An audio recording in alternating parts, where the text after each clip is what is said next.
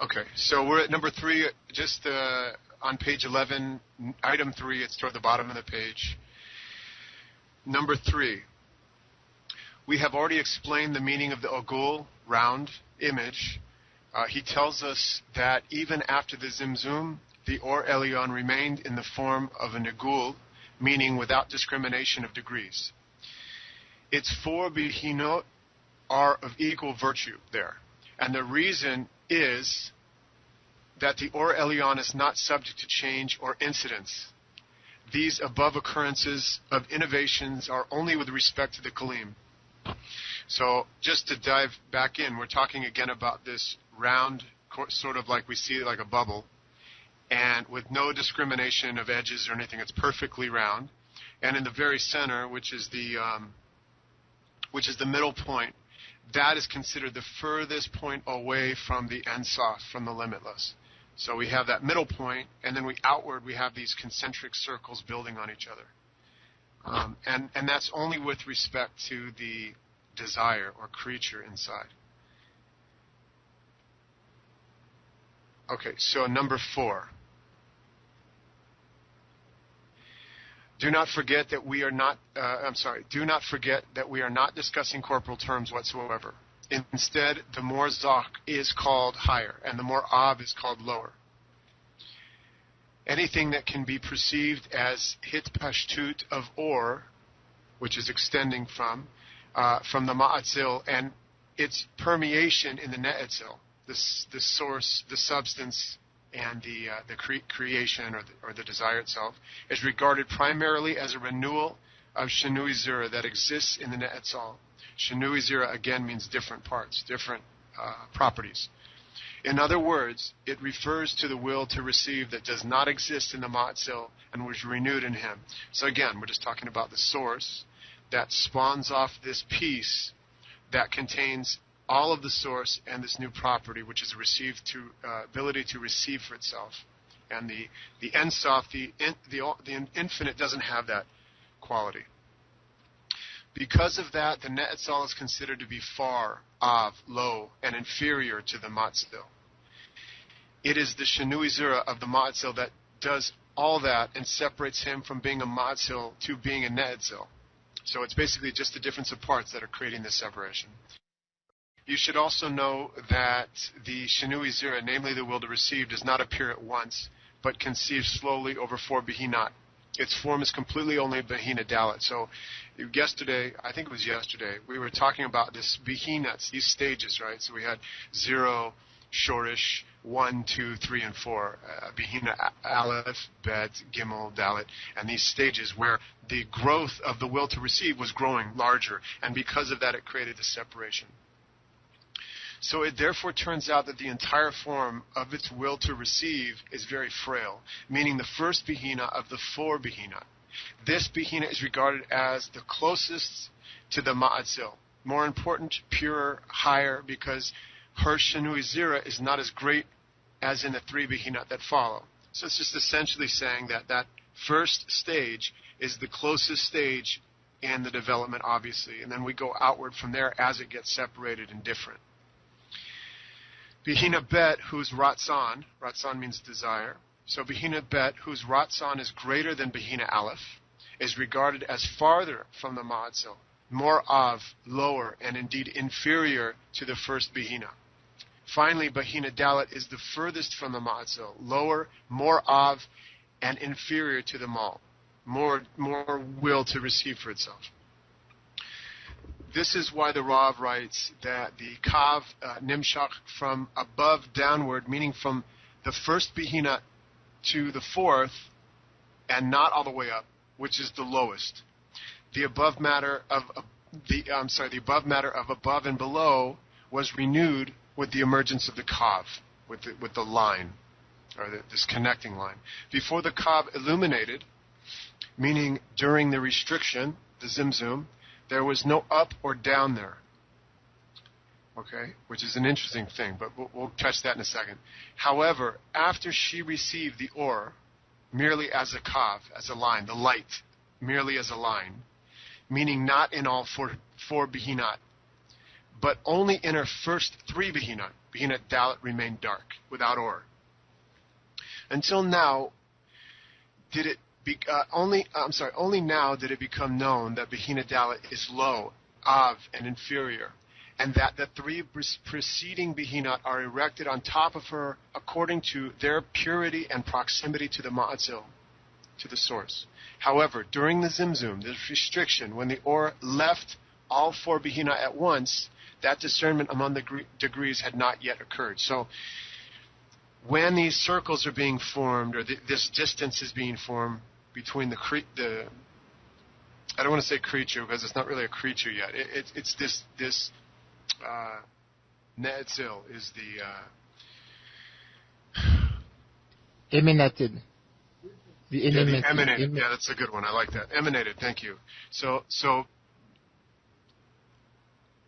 as the emanated separates from the source, it doesn't realize there's differences at all until this Kav creates a restriction on the very fourth level.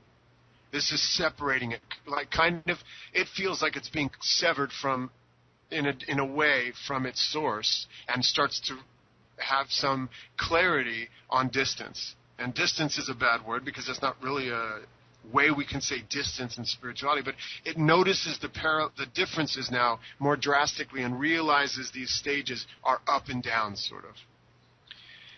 We'll go into it a lot more here. But this is important because we're starting to talk about the formation of this halal, this space that was created in the orb, or this circle. The Rosh and the Kav touches the Ein Sof, not the Siyum. Siyum is the bottom. I guess bottom is the best way to say that.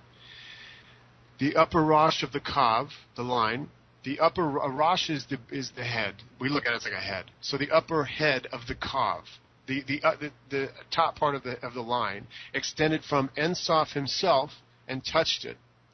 Although the Siyum of that Kav down to its end does not touch the Or Ein Sof, the limitless light. Okay, so let's go on.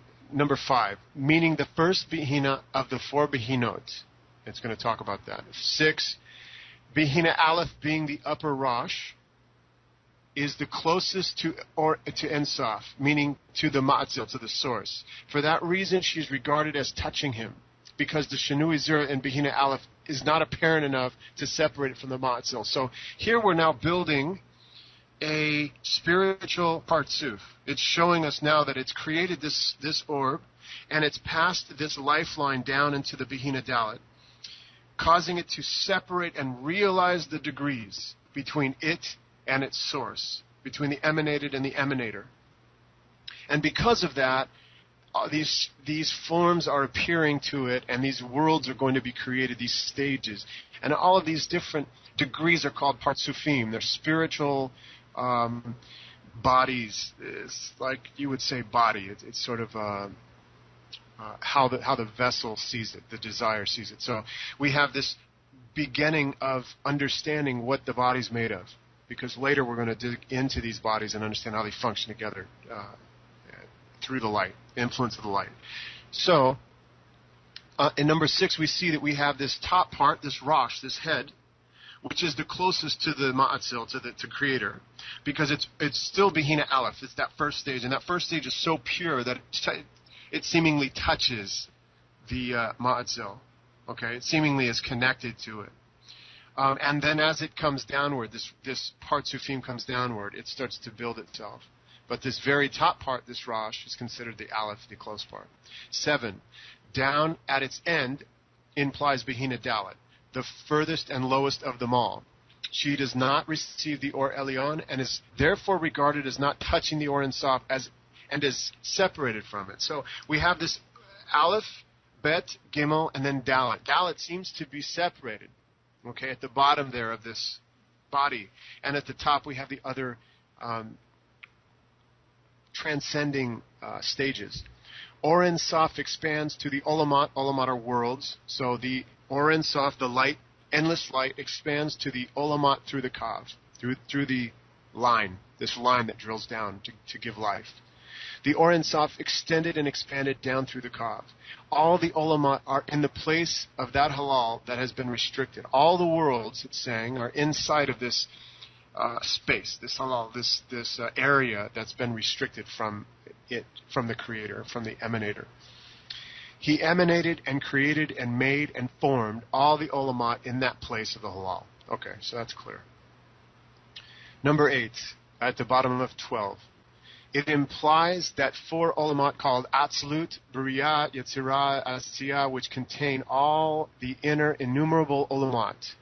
So we have some words here we're just going to talk about real quick. So Atzilut, Beriah, Yetzirah, Asiyah are these worlds that were created in this area, this circle, this agul, this roundness where we have the restriction. And they also pertain to Aleph, Bet, Gimel, and Dalet. Okay, they're side by side with those stages. So Atzilut, Beriah, Yetzirah, and Asiyah are these worlds, which contain all the inner innumerable Olamot. And so we have now these 4 Olamot extend from the 4 Behinat, which I just mentioned. Atzilut from Behina Aleph, Beriah from Behina Bet, Yetzirah from Behina Gimel, and Asiyah from Behina Dalet. Okay, now we know, since Behina Dalet is separated at the bottom, as a completely field separation, that the world of Asiyah is also, for the most part, separated from the Emanator as well. Okay, the other worlds are not. The other worlds are considered spiritual in that they're still connected in some way, or part of the Emanator. Prior to the Zimzum, the restriction, there was He is one and His name is one, and the mind cannot attain Him. So, He is one, His name is one. That just means that the vessel, the emanated and the emanator were one thing. There was no separation in them. Okay, and then as the emanated begin to have this desire, it falls out and breaks into it falls and stops into its own section, seemingly cut off. And we can't say that He and His name are one any longer, as far as the emanated is concerned. Prior to these 4 Olamot, the Ein Sof was He is one and His name is one, in wondrous and concealed unity. Not even the angels that are close to Him have the might and the attainment of Ein Sof, for there is not a created mind that can attain Him, for He has no place, no boundary, and no name. Number 9, the very bottom of 13. Called Atzilut, Beriah, Yetzirah, and Asiyah, which contain all the Olamot, all the worlds, before all that, meaning before the restriction, Zimzum, these 4 Behinot, these 4 stages were considered to be one above the other, but as simple unity. The meaning of simple unity is that there is no differentiation of degrees or between Or and Kli, but He is one, His name is one. So before we had these worlds pop up, it was just all simple unity and everything was still considered one thing. But now it's changed. Now we have 2 things, seemingly, from the perspective of the emanated. Number 10 on page 13. I think we're at 13. He implies that Or Elyon, the lights, the Most High Light, His name, quote unquote, implies the will to receive that is necessarily there, and His name is, in Gematria, Ratzon, implying the will to receive. I'm not sure what that Gematria mention is there, but Ratzon is the desire, so He implies the upper light. He implies the upper light, and then His name implies the desire, implying the will to receive. They're no longer one anymore now that we have this separation. Number 20. This means that now, after the Olamot have been created, even the angels, which are spiritually the closest creations, do not have attainment in Ein Sof. 30. Since in Ein Sof it is He is one and His name is one, and since there is no place and Kli apparent there at all, no mind of a creature can attain Him, for there is no attainment without a Kli. Okay, so let's jump over here now. It'll be on 14, Talmud Eser Sefirot, Part 1, Hiskalut Penimit. So, it says, first, you must know that when dealing with spiritual matters, they have no concern with time, space, or motion. And moreover, when dealing with godliness, we do not have the words by which to express and contemplate. Our entire vocabulary is taken from sensations of imaginary senses. Thus, how can they assist us where sense and imagination do not reign? For example, if you take the subtlest of words, namely lights, it nonetheless resembles and borrows from the light of the sun, or an emotional light of satisfaction. Thus, how can they be used to express godly matters? This would certainly fail to provide the reader with anything true. It is even truer in a place where these words should disclose the negotiations and the wisdom in print, as is done in any research of wisdom. If we fail with even a single inadequate word, the reader will be instantly disoriented and will not find his hands or legs in this whole matter. For that reason, the sages of Kabbalah have chosen a special language, which we call the language of branches. There is not an essence or a conduct of an essence in this world that does not begin in its roots in the upper world. Moreover, the beginning of every being in this world starts from the upper world and hangs down to this world. So they're describing this kind of fractal imaging, right? So we all have this root in the spiritual that comes out. Everything in this world, everything we see has a spiritual root in the upper worlds, okay, that connects there. And then it comes down like a fractal into this world, sort of through the layers and into this separated world we see. Thus, the sages have found an adequate language without trouble by which they could convey their attainments to each other by word of mouth and in writing from generation to generation. They have taken the names of the branches in this world, where each name is self-explanatory, as though pointing to its upper root in the system of the upper worlds. That should appease your mind regarding the perplexing expressions we often find in the books of Kabbalah, and some that are even foreign to the human spirit. It is because once they have chosen this language to express themselves, namely the language of branches, there could no longer leave a branch unused because of its inferior degree. They could not avoid using it to express the desired concept when our world suggests no other branch to be taken in its place. Just as two hairs do not feed off the same foramen, we do not have two branches that relate to the same root. It is also impossible to exterminate the object in the wisdom that is related to that inferior expression. Such a loss would inflict impairment and confusion in the entire realm of the wisdom, since there is no other wisdom in the world where matters are so intermingled by cause and effect, reason and consequence, as in the wisdom of Kabbalah. Matters are interconnected and tied to each other from top to bottom like a long chain. Thus, there is no freedom of will here to switch and replace the bad names with better ones. We must always provide the exact branch that points to its upper root, and elaborate on it until the accurate definition is provided for the scrutinizing reader. Indeed, those whose eyes have not been opened to the sights of heaven have not acquired the proficiency in the connections of branches of this world with their roots in the upper world, are like the blind scraping the walls. They will not understand the true meaning of even a single word, for each word is the name of a branch that relates to its root. Only if they receive an interpretation from a genuine sage who makes himself available to explain it in the spoken language, which is necessarily like translating from one language to another, from the language of branches to the spoken language. Only then will he be able to explain the spiritual term as it is. This is what I have troubled to do in this preparation, to explain the 10 Sefirot as the godly sage, the R.A., has instructed us, in their spiritual purity devoid of any tangible terms. Thus, any beginner may approach the wisdom without failing in the materialization and mistake. With the understanding of these 10 Sefirot, one will also come to examine and know how to comprehend the other issues in this wisdom.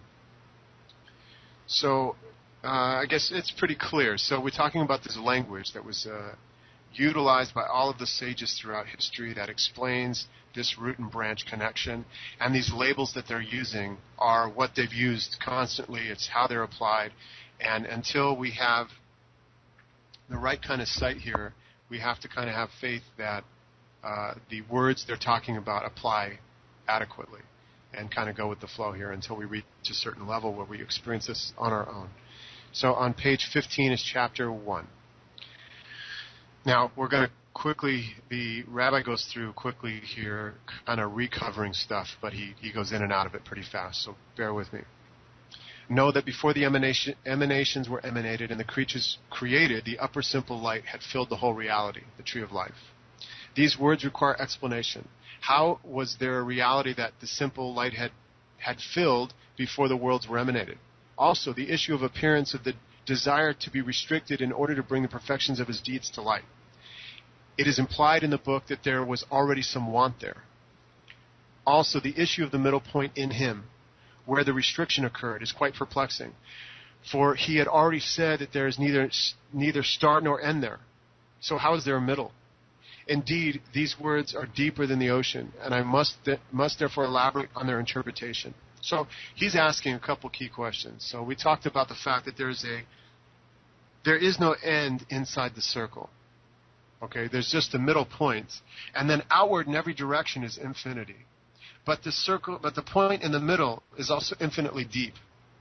Okay, so this is a weird thing we're talking about. And also, how is there no desire prior to the emanation of the worlds if the upper one, the emanator, emanated an emanated? If he created a creature, there has to be some want. What's going on? Okay? There is not one thing in the whole of reality that is not contained in the Ein Sof, in the limitless, infinite. The contradicting terms in our world are contained in him in the form of one, unique, and unified. One, know that there is not an essence of a single being in the world, both the ones perceived by our senses and the ones perceived by our mind's eye, that is not included in the Creator, this infinite thing. For they all come to us from him, and can only give that which is not in him. And can one give that which is not in him? We must understand that concepts are separated or opposite to us. That the concepts are opposite. For example, the term wisdom is regarded as different from the term sweetness, as wisdom and sweetness are two separate terms. Similarly, the term operator certainly differs from the term operation. The operator and its operation are necessarily two separate concepts. It is even more so with the opposite terms such as sweet and bitter. These are certainly examined separately. However, in him, wisdom, pleasure, sweetness, pungency, operation, and operator, and other such different and opposite forms are all contained as one in his simple light. There are no differentiations among them whatsoever, as is the term one, unique, and unified.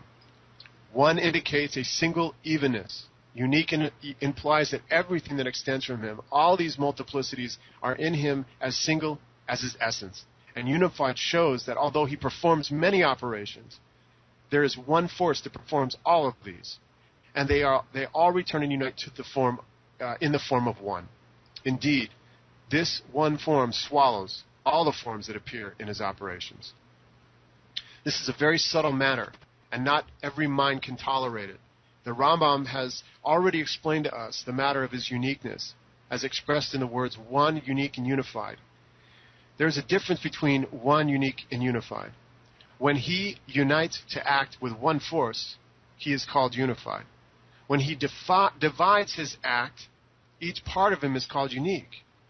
When he is a single evenness, he's called one. Interpretation: uniting to act with one force, quote unquote. When he works to bestow as is fitting of his oneness, and his operations are unchanging. When he divides to act his act, quote unquote, meaning when his operations differ, and he seems to be doing good or bad, then he is called unique, since all his different operations have a single outcome, benefiting. We find that he is unique in every single act and does not change by his various operations. When he is in a single evenness, he is called one. One points to his essence, where all the opposites are in a single evenness. It is as the Rambam wrote, in him, knower, known, and knowledge are one, for his thoughts are far higher than our thoughts, and his ways are higher than our ways. All right, so the point that they're making, which is pretty clear, is that even though we see the creators doing all these different operations and different agendas happening in different parts and different pieces that have to be opposite, that we see this in our world the good and the loving and the hateful and the ugly. They can't be coming from the same space. It's just impossible for us to understand that. But they are. They're all coming from this one that surrounds us. We have to be really clear about that when we study Kabbalah, because we have to understand that there is none else but him. So this game and this illusion we're playing, we have to be able to break through this, because our mind is going to tell us that's impossible, that there's no way this can happen. It's too big for us to grasp, and we need to keep in mind this fact all the time, that the emanator only bestows. So everything it does is for our advancement only. It's never trying, it never has any imperfection to where it says, well, I don't care now about your advancement, I did a minute ago. It always has just bestowal. So no matter how the different properties appear to us, this is all this oneness. 2 discernments in bestowal, before it is received and after it is received. All right, this is an important statement. And I know I don't want to break off from this too fast. The 2 discernments in bestowal, before bestowal is received and after bestowal is received. This is a really important concept, so hold that in your head. At the top of page 16, number 2. We should learn from those who ate the manna. Manna is called bread of the sky because it does not materialize when clothed in this world. Our sages said that each and everyone tasted everything he or she wanted to taste in it. That means that it had to have opposite forms in it. One person tasted sweet, and the other person tasted it as acrid and bitter. Thus, the manna itself had to have been contained of both opposites together. For can one give what is not in one? Thus, how can there be 2 opposites in the same carrier? It is therefore a must that it is simple and devoid of both flavors, but is only included in them in such a way that the corporal receiver might discern the taste he or she wants. In the same way you can perceive anything spiritual. It is unique and simple in itself, but consists of the entire multiplicity of the forms of the world. When falling in the hands of a corporal, limited receiver, the receiver discerns a separate form in it, unlike all other forms united in that spiritual essence. So this is a major concept that we got to hold on to. Really big words. That the receiver is the one who names the attained. Okay? So how I receive life is totally and absolutely unique to my experience than the guy next to me, right? Than Philippe does. Philippe sees it complete. I may look at something and say, oh, that is awful. And he may look at it and say the opposite, that it's amazing, right? But we're receiving the same pure, unadulterated bestowal, limitless light. Okay? So the problem is reception. This is what's really causing the issues here. So we want to kind of understand that it's sending out perfect light in perfection without any type of variance in it. And when we receive it, we're receiving the variance by our very attainment, our state, the way we receive it and how we receive it, sort of. Okay? We should therefore always distinguish 2 discernments in his bestowal. The form of the essence of the higher abundance before it is received, when it is still inclusive, simple light. And after the abundance has been received, and thus acquired one separate form according to the properties of the receiver. How can we receive the soul as part of godliness? Okay, before we go to 3, so just to make sure we have this down, we have to distinguish 2 discernments. And he's telling us this, so that this is something we got to tuck away in that filing cabinet in our brains. The form of the essence of that higher abundance before it's received, and the abundance after it's received. Because those are going to be 2 different things, right? So we have to know that, right? And later we'll get into Or Makif and all the different Or and how it works, and the vessel and more practical understanding. But the point is that there's my perception of him, and there's him, right? There's my perception of infinite as I live my life each day and receive these higher grades of light as I break through these shells. And I perceive this infinite differently in each moment, in each second, in each experience. And then there's actually what it is. And those are 2 very different discernments as we as we should distinguish them. Number 3 at the top of 16 says, now we have come to understand what the Kabbalists write about the essence of the soul. Quote, the soul is a part of God above and is not at all changed from the whole, except in that the soul is a part and not the whole. Unquote.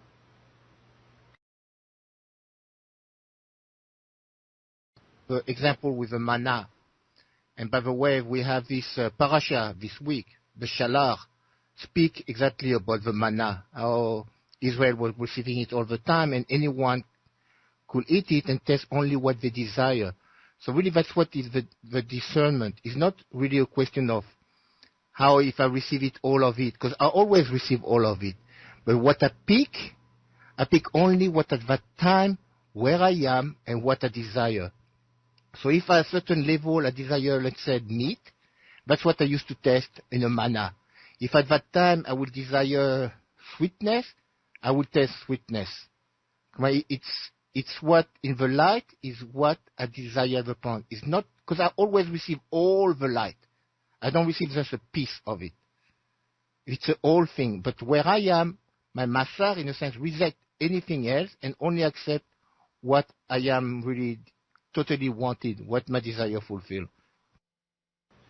Yeah, no, it's a great.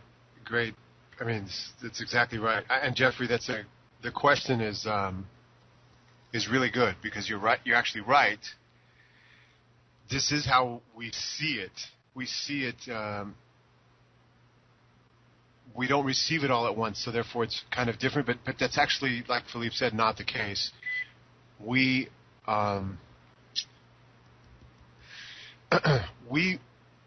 receive.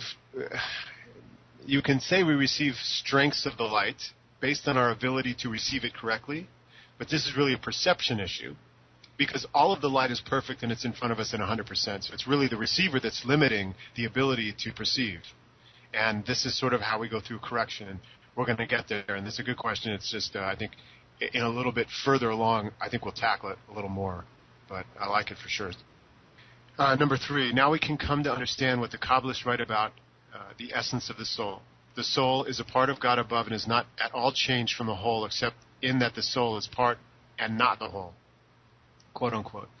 It is like a stone that's carved off a mountain. The essence of the stone and the essence of the mountain are the same, and there's no distinction between the stone and the mountain, except that the stone is but a part of the mountain, and the mountain is the whole. These words seem utterly perplexing.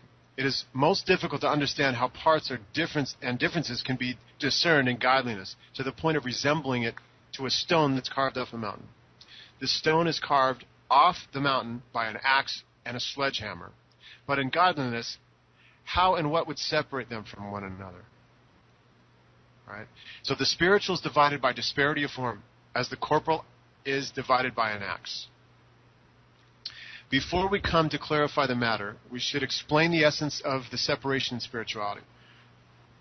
Know that the spiritual entities become separated from one another only by disparity of form. In other words, if one spiritual entity acquires 2 forms, it is no longer one but 2. Therefore, let me explain it in souls of people, which are also spiritual. It is known that the form of the spiritual law is simple. Certainly, there are as many souls as there are bodies, where the souls shine. However, they are separated from one another by the disparity of form in each of them. As our sages have said, quote, as their faces are not the same, their opinions are not similar, end quote. The body can discern the form of the souls and tell if each specific soul is a good soul or a bad soul, and likewise with the various forms. And you see that as a corporal matter is divided, cut, and becomes separated by an axe and motion that increase the distance between each part, a spiritual matter is divided, cut, and separated by the disparity of form between each part. According to the measure of disparity, so is the distance between each 2 parts. How can there be a disparity of form in creation with respect to Ein Sof? 5. It is now clear in this world, in souls of people. However, in the soul, which is a part of God above, it is still unclear how it is separated from godliness to the point that we call it a godly part. We should not say by disparity of form, quote unquote, since we have already said that godliness is simple light. which contains the whole multiplicity of forms and opposite forms in the world in its simple uniqueness, as in one unique and unified. Hence, how can we depict disparity of form in the soul, making it different from godliness, rendering it distinct to acquire a part of him there? Indeed, this question applies primarily to the light of Ein Sof prior to the Tzimtzum restriction. For in the reality before us, all the worlds, upper and lower, are discerned by two discernments. The first is the form of this world, this whole reality, as it is prior to the Tzimtzum, the restriction. At that time, everything was without bounds and without end. The discernment is called the light of Ein Sof, the endless, infinite light. The second discernment is the form of this reality from the Tzimtzum downwards. Then everything became limited and measured. This discernment is called the four worlds, Atzilut, Beriah, Yetzirah, Asiyah. It is known that there is no thought or perception whatsoever in his essence, and no name and appellation is in him. And what we do not attain, how can we define by a name? A name implies attainment, indicating that we have attained it as that name. Thus, it is certain that there are no name and appellation whatsoever in his essence. Instead, all the names and appellations are but his light, which expands from him. The expansion of his light prior to the Tzimtzum, the restriction, which filled the whole of reality undoubtedly and without end, is called Ein Sof. Thus, we should understand how the light of Ein Sof, the limitless light, is defined in and of itself and has departed his essence. So we may define it by a name, as we have said about the soul. Explanation of the words. Quote, hence, work and labor have been prepared for the reward of the souls, since one who eats that which is not his own is afraid to look at one's face. Number 6 on page 17. To somewhat understand this sublime place, we must go into further detail. We shall research the axis of the entire reality before us and its general purpose. Is there an operator without a purpose? And what is the purpose for which he has invented this whole reality before us in the upper worlds and the lower worlds? Indeed, our sages have already instructed us in many places that all the worlds were created only for Israel, who keep Torah and Mitzvah. However, we should understand this question of our sages, who asked about it, quote, if the purpose of creation of the worlds was to delight the creatures, why did he create this corporal, turbid, and tormented world? Without it, he could have certainly delighted the souls as much as he wanted. So why did he bring the souls into such a foul and filthy body? They explain it with the verse, one, quote, one who eats that which is not one's own is afraid to look at one's face, end quote. It means that there's a flaw of shame in any free gift. To spare the souls this blemish, he created this world, where there is work, and we will enjoy their labor, for they take their pay from the whole in return for their work, and are thus spared the blemish of shame. What is the ratio between working 70 years and eternal delight? And as there is no greater gift than this. Okay, so in the past couple paragraphs here, we're talking about the reason, and the main question is, number one, why create all this huge, filthy place we live in, that we suffer in, we work in, we do all this stuff? This is like a huge amount of work for us to do this, when the Creator could easily have just given us total and permanent pleasure and joy for infinity. And we come up with this question of shame, which is a big issue, and it's one of the principal, fundamental reasons to understand the creation of the worlds. And there's a lot of stories stories and sort of legends based around the shame. We could talk about it all night, actually. But to summarize it, essentially, it's the same way that we see a normal person getting a gift from somebody, and their first reaction to that gift is almost always, oh, no, you shouldn't have, right? You shouldn't have. As if we have shame receiving, that we just I don't want to receive it. In fact, when it's our birthday, as we get older, not like children, because they're on a different level. But when we get older as adults, we don't want to have any birthday parties. We don't do anything for me. Don't get me gifts. Don't do anything for me, because it means that when I receive from you, I now owe you something. I feel one-upped. I'm being given something as charity or gift, and I have a shame there. No, I don't want it, right? So imagine this in the realm of infinite delight and pleasure. This is a different shame we can't even understand, okay? This is having everything handed to you infinitely in the entire reality that is the Ein Sof. And we can't contemplate this. So the sages tell us the worlds were created so that we have a place to earn that next world. And it's an important process that we have to do some work here, that we have to co-create this new vessel that we inhabit in the next world, so to speak. Okay, so we're sort of being like dad on some level. Like, well, I want to do it. I want to do it so I can say it's mine. Okay, and he's giving us the opportunity to do that by presenting us with this whole, what I call the sandbox, where he seems to go hide away from us, and we're on our own here. Whereas God's nowhere. I don't see God. I don't feel God. There's no Hashem around me. It's me and a bunch of people I basically hate. As long as they stay away from me, I love my family, whatever it is, but everyone else can kind of stay away if they will, because I don't get along with them. All of these different, this crazy disparity of form in the world. And so we have this huge task ahead of us to change our nature through this process. And you can see it this basic understanding is in every old wisdom, every ancient esoteric wisdom. It's in the alchemical wisdom, hermetic wisdom. It's it's based on the Rosicrucian understanding. All of it. It's all the way through the Gnostics. All of them have grasped this basic core idea that we have some kind of rebirthing to do in order to get to this next step. And that's all based in this world. So basically saying, why do we have to go through this? Just make us happy. It's not going to work that way. We have to earn it. And we have to have some faith here. Later, as we go through some of the degrees and we start to attain a certain level, we'll understand why completely. It'll make sense to us. But at first you're sort of going, hey, you know what? I'm fine with just taking me out of the world and giving me that perfectness. But you're not. You wouldn't be.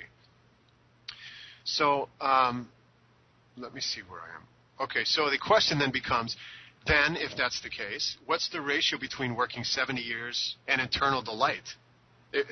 As there's no greater free gift than this.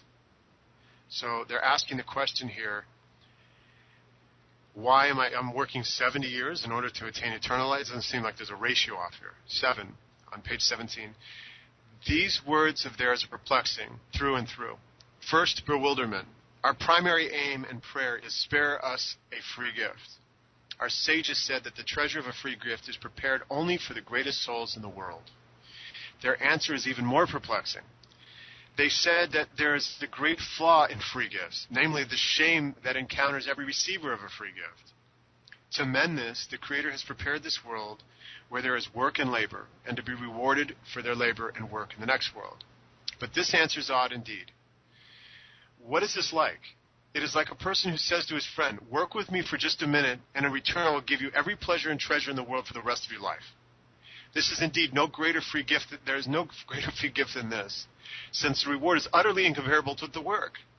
Since the work is in this world a transient, worthless world compared to the reward and pleasure in the eternal world, what value is there to the passing world compared to the eternal world?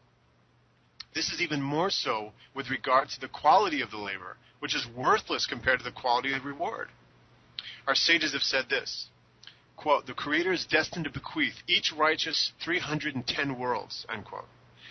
We cannot say that the Creator gives some of the reward in return for their work and the rest is a free gift, for then what good would that do? The blemish of shame would still remain in the rest of the gift. Indeed, their words are not to be taken literally. There is a profound meaning here. The whole of reality was emanated and created with a single thought. It is the operator. It is the very operation. It is the sought-after reward, and it is the essence of the labor. Okay. let's go into 8 here. We'll break. We must understand his thought in creating the worlds and the reality before us. His operations did not emerge by many thoughts as is our way.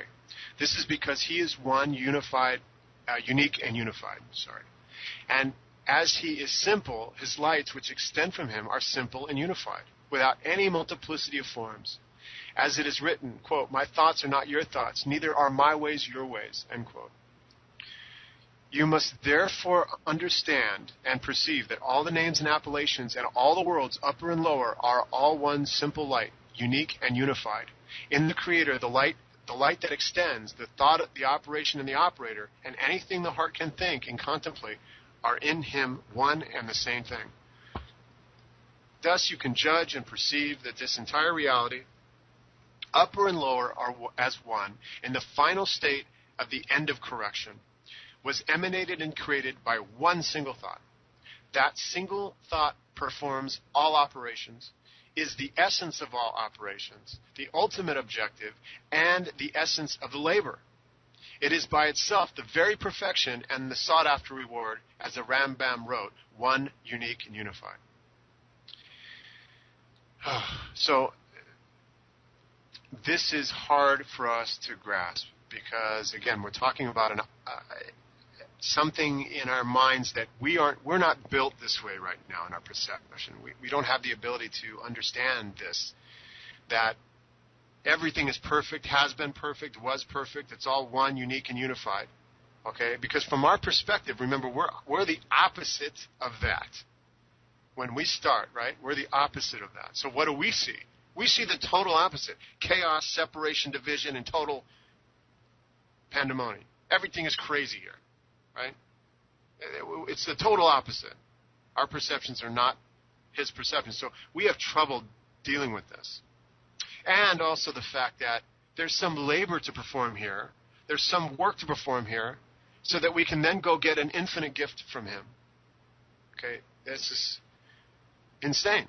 Like the questions say, why would I work 70 years and wouldn't there still be shame there? Okay? So we have to remember, as we unfold the path, as we sort of take this on and walk down this path, all of these things become revealed to us within. Okay, they become unveiled. And we slowly build a relationship again in a new way with the creative force, with the infinite. And that new relationship, as I pull veils down, as I cleanse and correct the Sefirot on the tree, I get a new idea and a clearer vision of this plan. And every step I start to go, okay, now I have it. And they're filled with aha moments. Okay? But it can only happen internally through my work and process here. That's the benefit of the path of Kabbalah, is for that unveiling and having that aha. That's what we're trying to accomplish. On page 18, the issue of the Zimzum, the restriction, explains how an incomplete operation emerged from the perfect operator. 9. The Ari elaborated on the matter of Zitzum Aleph, the first restriction, for it is a most serious matter. Okay, so now we're going to jump into the details here of what happened. Okay, so we understand the basic broad strokes of this kind of work and what we have to do in the path. And okay, I got it on a general idea, and I really can't grasp all of that. So now we're going to start to break this down and let's talk about this first restriction then.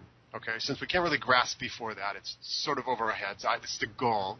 Let's talk about closer to home.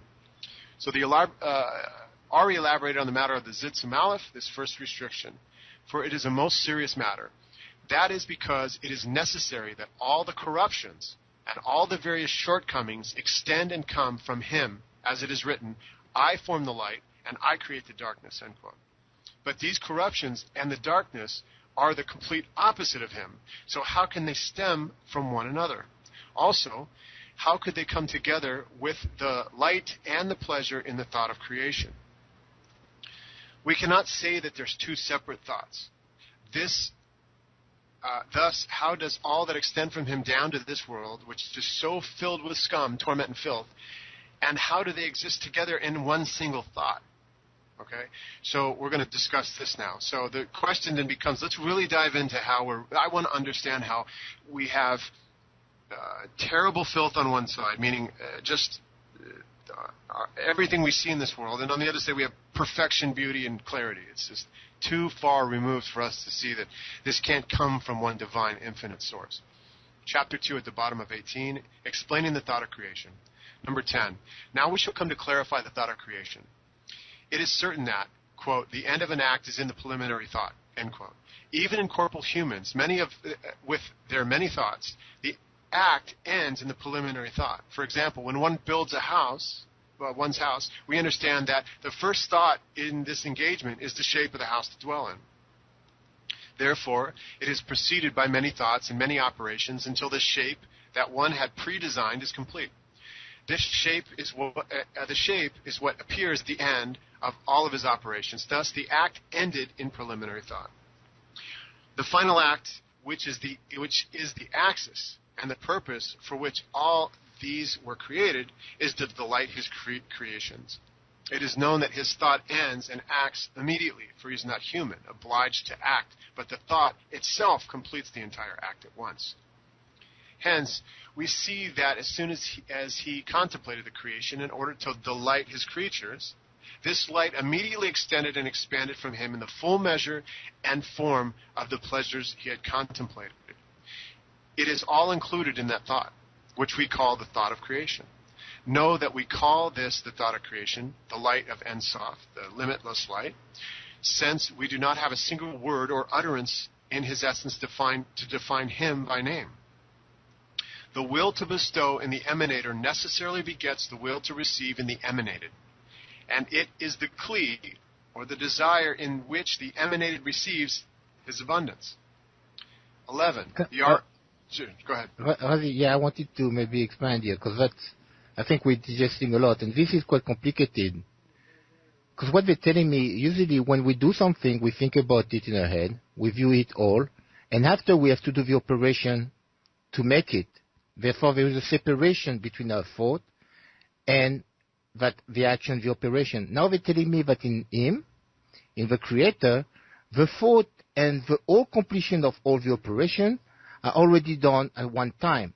Which means now we can understand what does this say when he has a will to bestow and no will to receive. Since his purpose was to bestow into the thought that was the purpose of creation, so therefore the will to receive was already in the same time, but there is no measurement of time, but in the same thought and in the same operation, the will to receive is then created. So that's why when they say, how can we say that there is not the will to receive into him?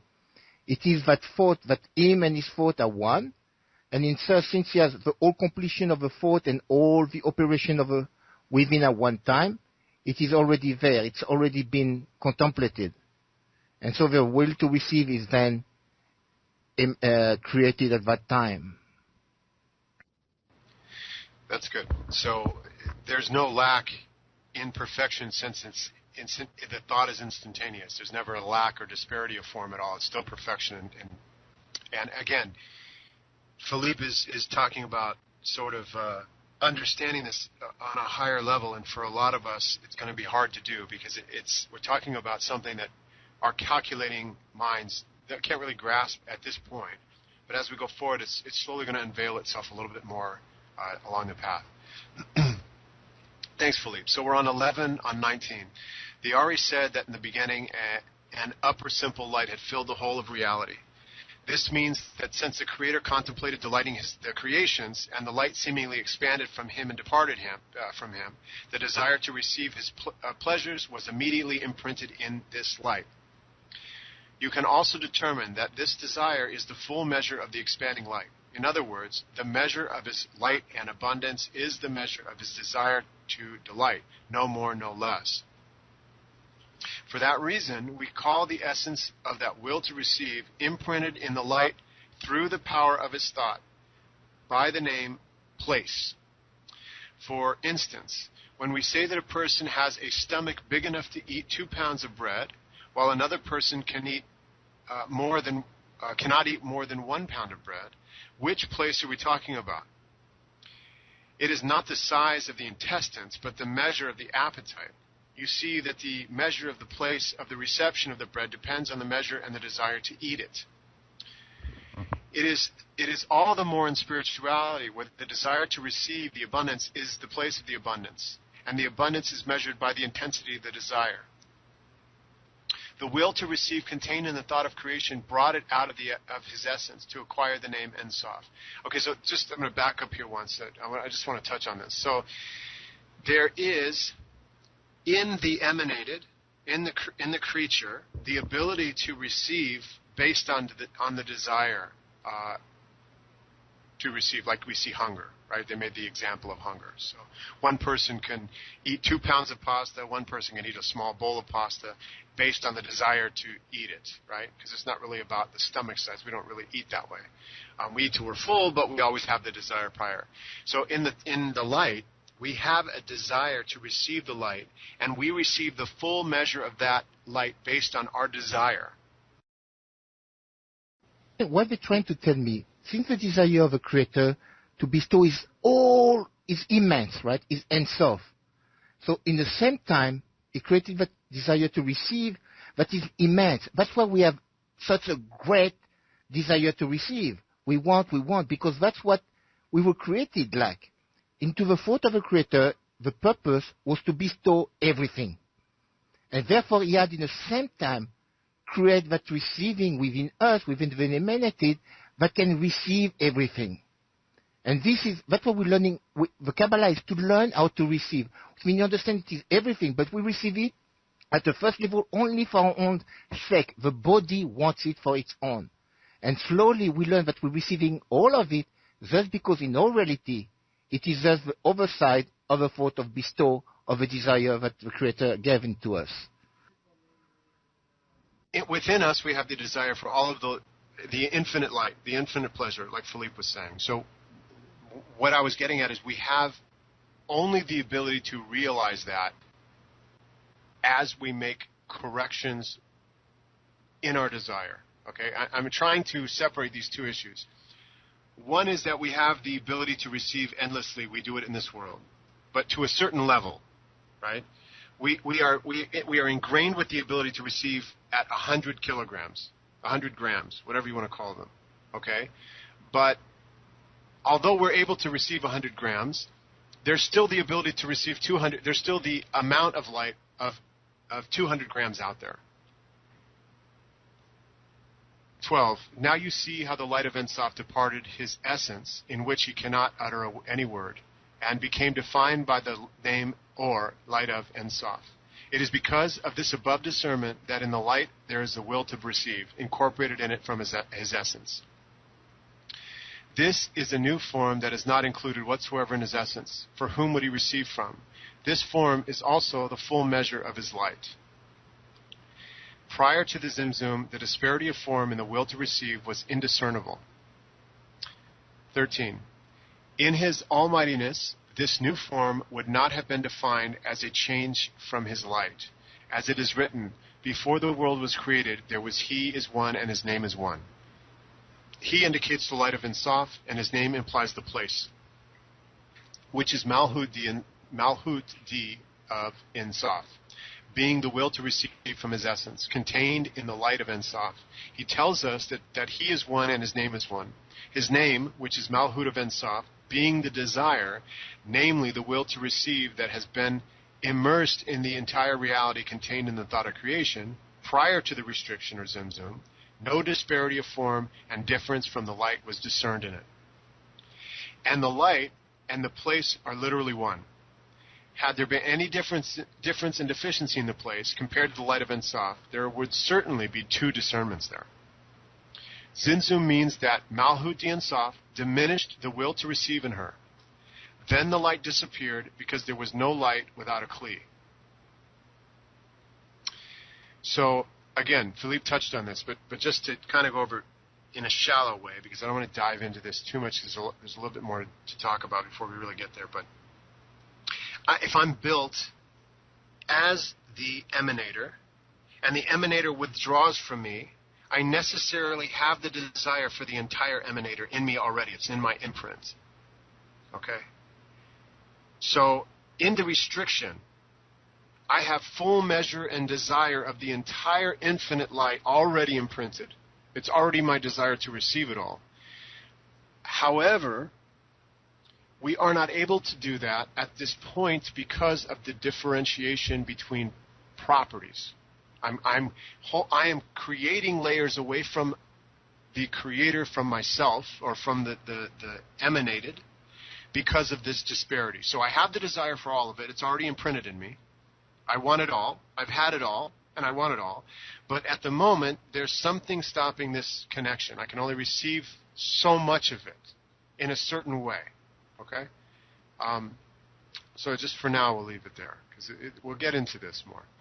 14, regarding the Zimzum, the restriction, the will to receive that is contained in the light of Ein Sof, called Malhut Ein Sof, which is the thought of creation in Ein Sof, which contains the whole of reality, embellished herself to ascend and equalize her form with his essence.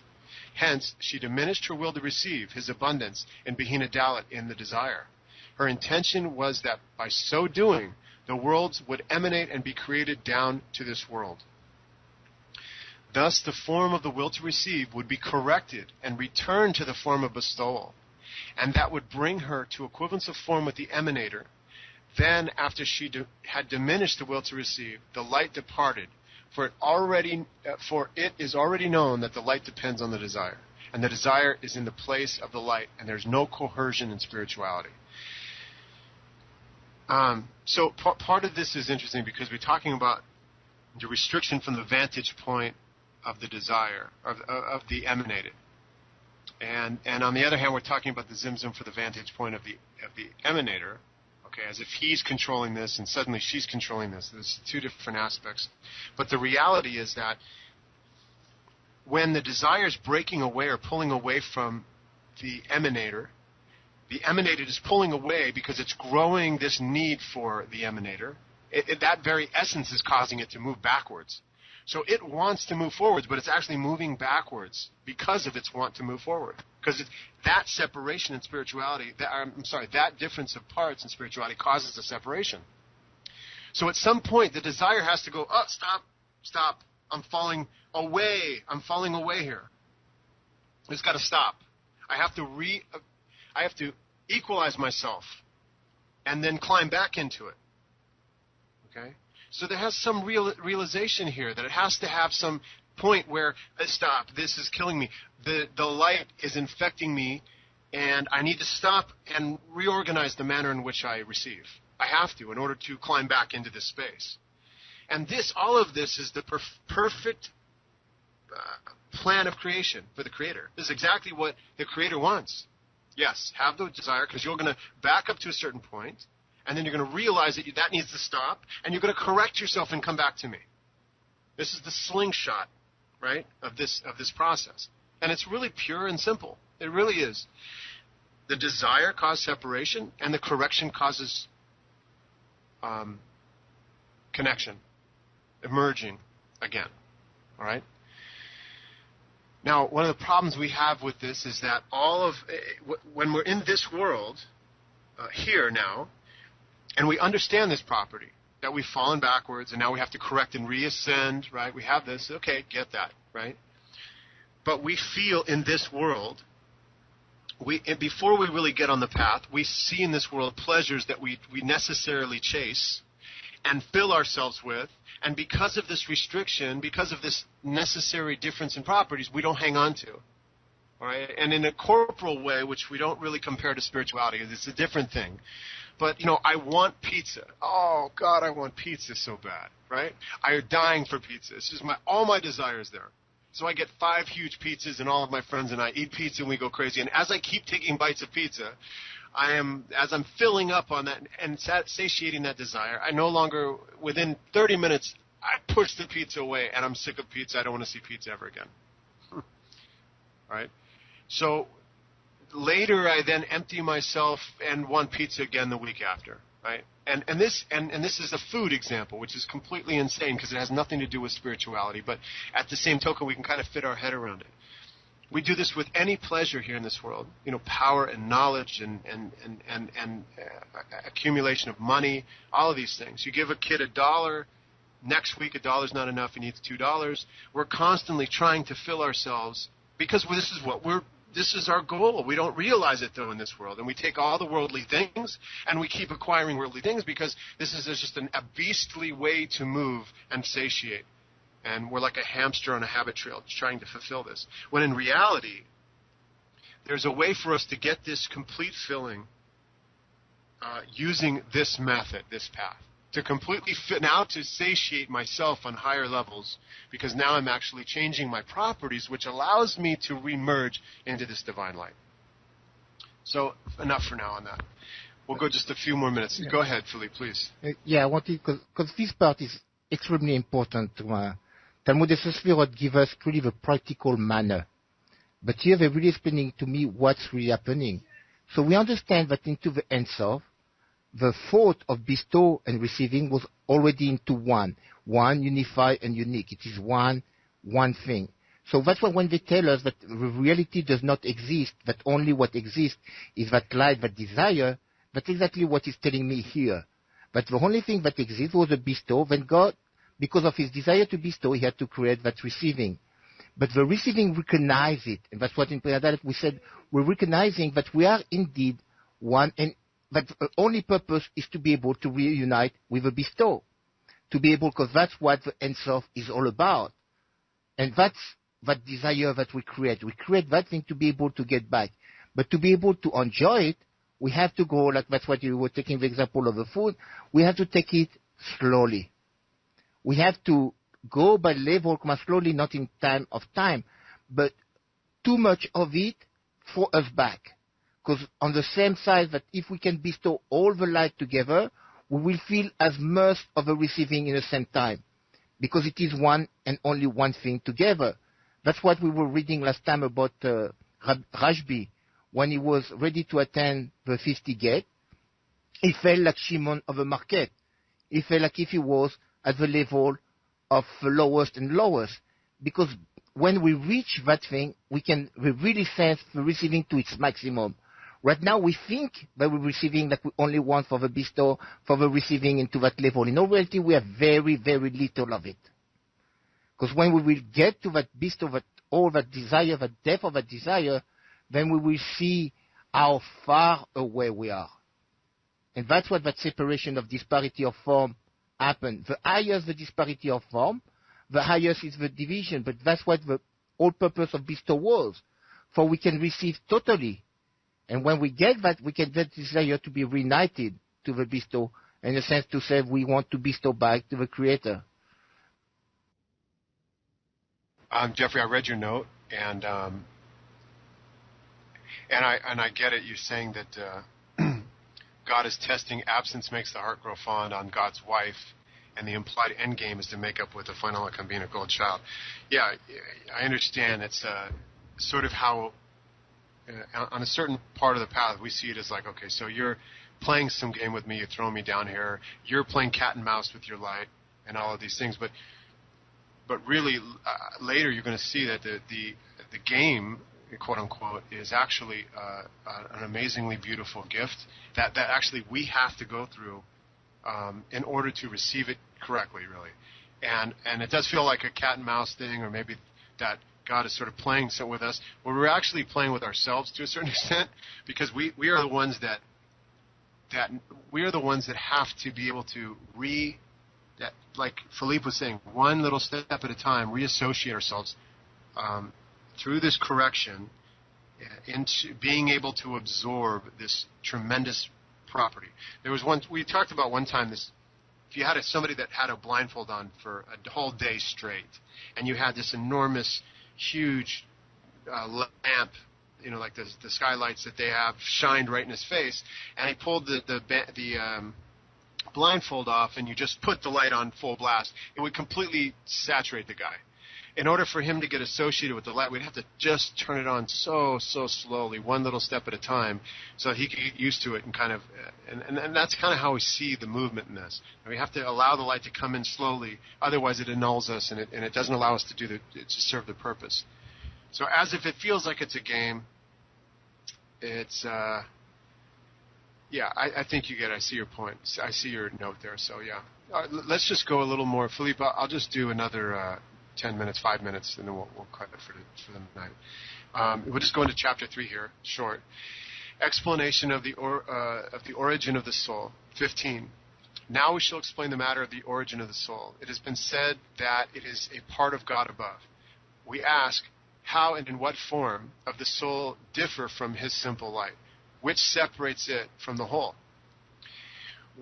Now we can understand that there really is a great disparity of form in it. Although he contains all the conceivable and imaginable forms, still, after the above words, you find that one form that is not contained in him, namely the form of the will to receive, for whom would he receive from? It was choppy, but I'll keep going. However, the souls whose creation came about because he wanted to delight them, which is the thought of creation, were necessarily imprinted with this law of wanting and yearning to receive his abundance. That is where they differ from him, since their form is changed from his form. It has already been explained that a corporal essence is separated and divided by the force of motion and remoteness of location, and a spiritual essence is separated and divided by disparity of form. The measure of disparity of form determines the distance between one another. If the disparity of form becomes completely opposite from one extreme to the other, they become completely severed and separated until they can no longer nourish from one another, for they are considered alien to each other. So there is a degree, it's saying here, that if our forms are completely opposite, we get cut off. All right? In spirituality, when two forms become polars, when there's no part that can connect any longer, they're cut from each other. They're no longer existent to each other. They're gone.